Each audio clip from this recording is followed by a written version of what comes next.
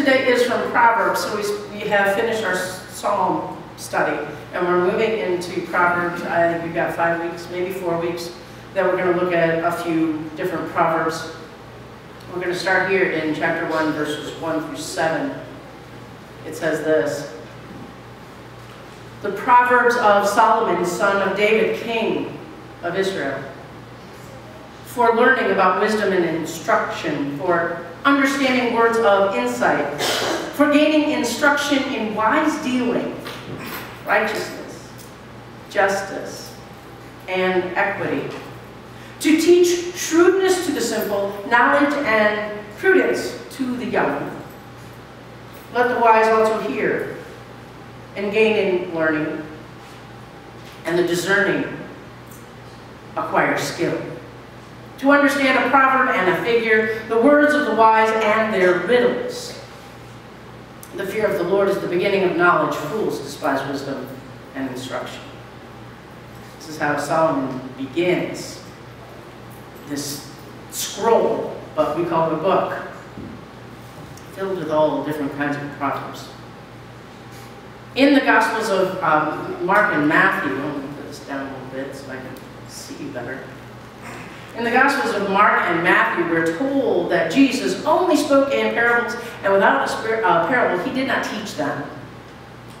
Parabolic teaching is an ancient tradition. It began long before Jesus, so he was in a good tradition already. And it's still in use today. And you might say, well, we don't really hear a lot of parables. People don't walk down the street, speaking parables. But in our movies, our TV shows, and even in our advertisements, we see stories that seek to teach us or to persuade us what they want us to know. And it's our job to listen carefully, opening our hearts and our minds while we also guard them. I have been caught up in many advertisements where you've got a little kid going to school. Well, first it's a little baby, and then there's a puppy, and then they grow up together, and then the little kid goes to school on the school bus, and the dog is waiting and when they leave, and then waiting when they get back, and then the kid gets older, and then the dog grows older with the kid, and the next thing you know, you're buying dog food and you don't have a dog. Because you're crying, because you understand the relationship that is growing between these two, and you just get caught up in the momentum, and you're like, oh my God, that's such a beautiful story, and then they're selling you dog food. And I'm crying over it because I love a good story. It's used all the time to help move us. In Mark and Luke, it's also recorded that Jesus said, let anyone with ears to hear listen. Having ears to hear, that's a funny little saying for us. It has to do with discerning wisdom and truth, the kind that lies within the proverb, the figure of speech, the riddle, or the parable. These methods of teaching can be really frustrating to those, though, who just want to be told whatever it is they're trying to learn. It seems easier and more logical to be told in a straightforward manner what we need to know. Sometimes that really is the best way. When I was a teenager and I got my first car, and I was getting 60 quarts, no, a quart every 60 miles, that's what I was getting. So I had a whole case of oil in my trunk, and every 60 miles I'd get out of my car and I'd put more oil in. And it worked, except that I did like to drive a lot, and well, it was expensive. And so my dad said, well, why don't we see if we can fix that? So we opened up the hood of the car, and he gave me some tools, and he said, now what I want you to do is I want you to use this tool, and I want you to take off the bolts of this thing. And he told me what it was called. I don't know what it was. And he said, I'll be back in an hour.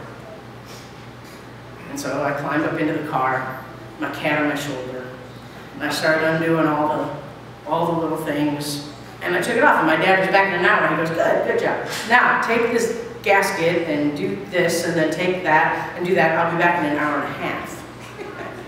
So I did all the thing, and he's back in an hour and a half, and I did it.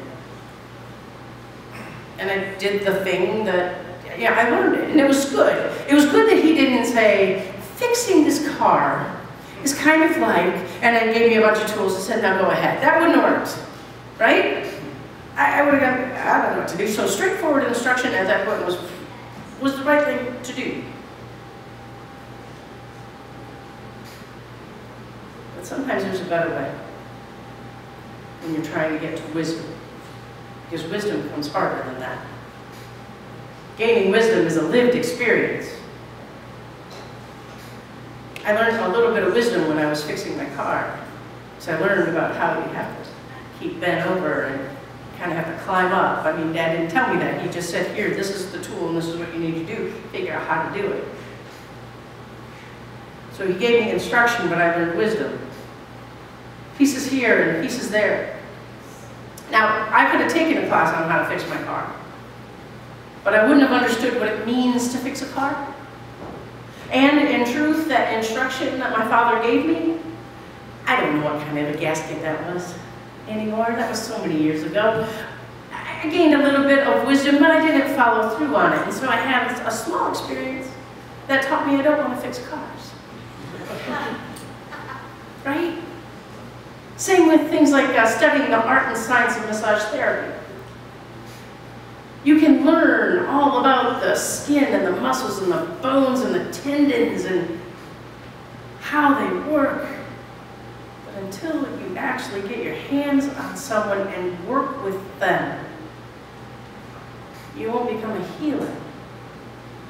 Because the instruction of massage therapy is different than the wisdom of being a healer. The same goes for cooking and golf and computers and gardening, jewelry making. The list is exhaustive. Anything that you can think of that you want to learn to do. There's instruction on how to do it, but then there's wisdom. Figures of speech, riddles, proverbs, they teach at an angle. They teach experience from the inside out rather than the outside in. Instead of dropping information into your thinker so that all the gears just kind of click into place and whir and put the information in the appropriate place to be used when needed, figures and riddles and proverbs poke your thinker. Dismantle your gears and take down the shelves you were sure that you were going to use to hold all that valuable information that you received. But instead, the figure of speech, the riddle, the parable, the proverb just kind of pokes away at you until you're like, wait, what does this mean? But that poking isn't to damage, it's to make you alive. Because we can become quite dormant in our learning. I'm going to learn to do this, now I know how to do this. These other methods make your brain alive. Solomon introduces his writings of Proverbs letting us know that it is filled with this slant kind of teaching. It really is the best way to get to that higher understanding and wisdom of God, like climbing a mountain. I've never climbed a mountain. I climbed a little foothill once in Kentucky, and that was hard enough. And I found it really is, as inefficient as it looks, easier to weave than it is to just, I'm going to go straight up. Much easier to weave. When I was doing personal training at LifePlex, they have this climbing wall. And my personal trainer, one time I said, I want to learn to do that. And she said, okay, sure, let's give it a try. And I think I tried it 3 times. It was very difficult, especially given the arthritis in my knees. So, you know, I have to give myself a break. But when we were working on it, my thought was I was going to climb up. And she's like, no, no, no. You have to find the foothold that works with your foot and the handhold that works with your hand, and you got to move this way and up, and then this way and up. You can't go straight up. That's not going to work. That's what these forms of teaching do for us. As we go through the book of Proverbs over the next few weeks, we'll encounter lots of sayings and instructions. Most of them will sound like they're very straightforward, couched in the absolutes of rights and wrongs. I don't know if you've ever read the book of Proverbs, but it really does seem like this is right and this is wrong. Now go. Do right and don't do wrong. But in the introduction here, let us not forget that Solomon sets it up differently. Solomon says that these are figures and riddles and proverbs. They're meant to make us think, not to give us absolutes. And let's also remember that the Bible as a whole is filled with figures and riddles and proverbs. We're not called to simply apply laws and rules from an ancient context to our own postmodern context. Rather, we're to suss out the deeper core values that they're trying to express, to hear the struggle and the joy of the people who went through this journey of faith.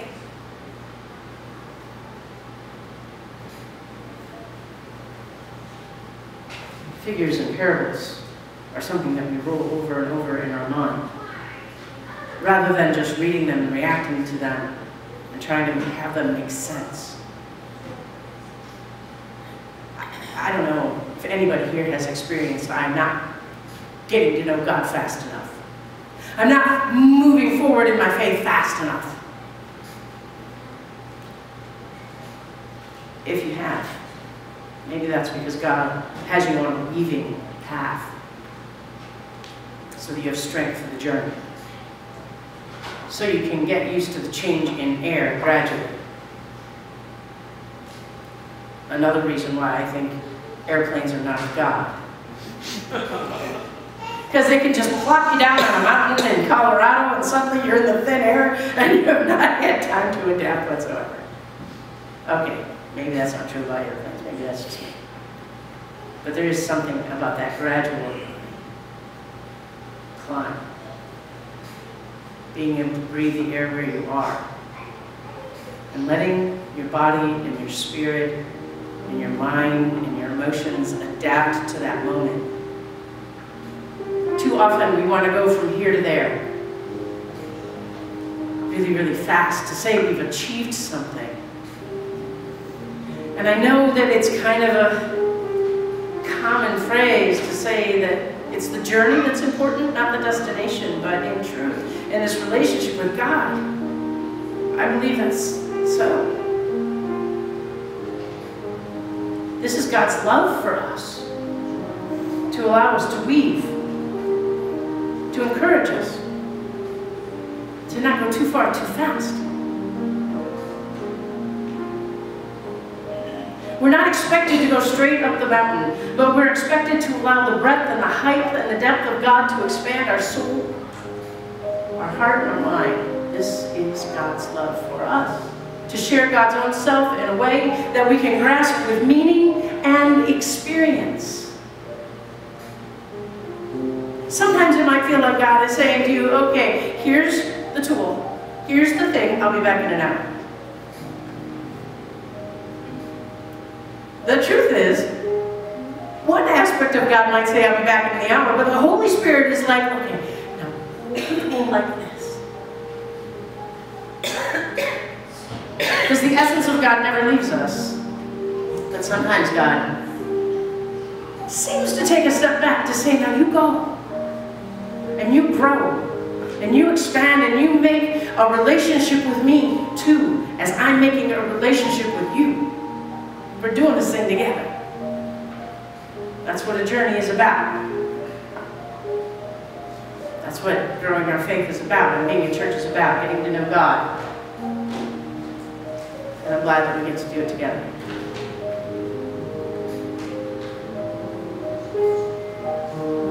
Let's hold what it is that we have taken from the ideas of proverbs and figures and riddles and parables.